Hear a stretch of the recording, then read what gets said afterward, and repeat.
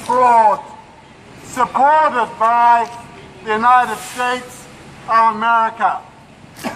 The crass hypocrisy of the United States government in its policies towards Egypt has come out again and again and again.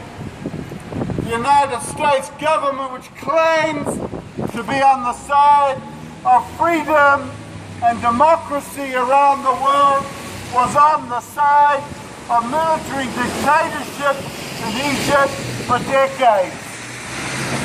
So long as that regime was doing its bidding in relationship to the people of Egypt, that is allowing the US and other companies to intervene and exploit the people of Egypt. So long as the Mubarak regime did that, then they were safe allies of the United States, and they were about the second largest recipients of military aid from the United States. Billions of dollars a year in military aid to that regime, which a corrupt regime, a dictatorial regime, and that exploited the people of their own countries and on behalf of the US empire and its allies around the world. Only when the people of Egypt themselves heroically stood up to that regime and removed it did the United States shift its policy and claim again to be on the side of democracy. However, again, it was a fraud. They would not accept the government that was elected in Egypt. They would not accept the will of the Egyptian people. And the deep state of Egypt, the military, the deep bureaucracy, this regime, the military and the bureaucracy, which has been deeply hostile to the Egyptian people and its needs for decades, took its revenge in terms of its overthrow of that government. They took advantage of the fact that some of the policies of the Brotherhood government had met opposition, that the government had disappointed some, to use that to manipulate public opinion into a campaign for the removal of that government, and the military to take action and remove that government with the full support of the US during that period, and now the imposition of a regime through fraudulent electoral process, a regime that is deeply embedded with the military and bureaucracy and the corrupt relationships with the United States through to now. And their actions against these types, these dictators, whether formally elected or not, cannot tolerate any criticism, cannot tolerate any open discussion, cannot tolerate any real addressing of the interests of the people, so they have to shut the people up. And the way you start is by shutting up the journalists, you shut up the unionists, you shut up the students, and that's what they're trying to do today.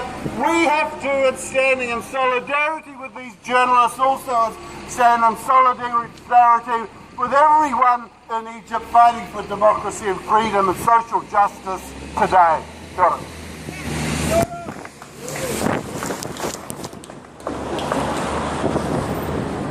Thank you, Mike. Mike mentioned that they're first to come for the journalists and then they'll come for the trade unionists. I'd just like to speak a little bit about my friend Mahienour El Massry. I used to talk to Mahienour quite a lot on Facebook. Never met her in the flesh. But she was one of the young lawyers in Alexandria who campaigned with the family of Khalid Said. Khalid Said was the young man who was so badly beaten, so badly tortured by the police in Alexandria that thousands, tens of thousands, hundreds of thousands of people joined the Facebook group for justice for the family of Khalid Said. And that campaign against those brutal policemen in Alexandria helped to start the revolution in Egypt.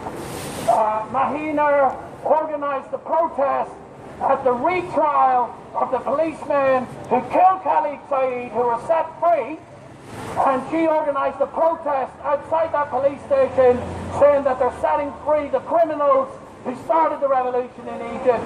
She was sent to jail for 2 years for doing what we're doing here in a democracy, protesting injustice.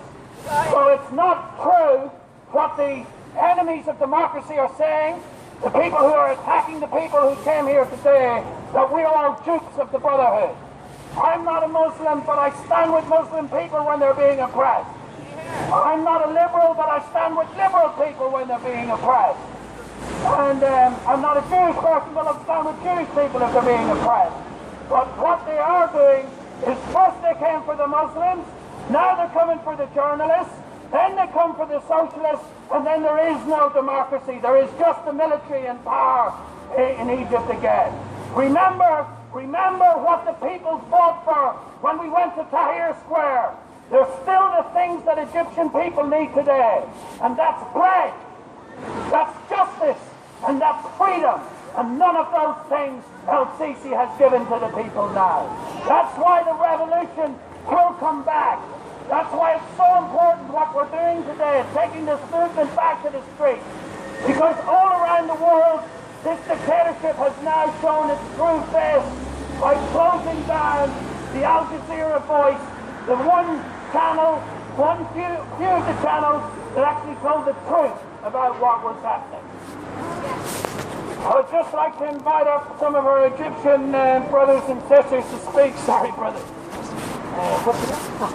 And it's Ahmed. So give Ahmed a round of applause, because it takes a lot of courage to stand up against the dictatorship. Hi, all guys. Hi guys, I would like to thank you all for being here today.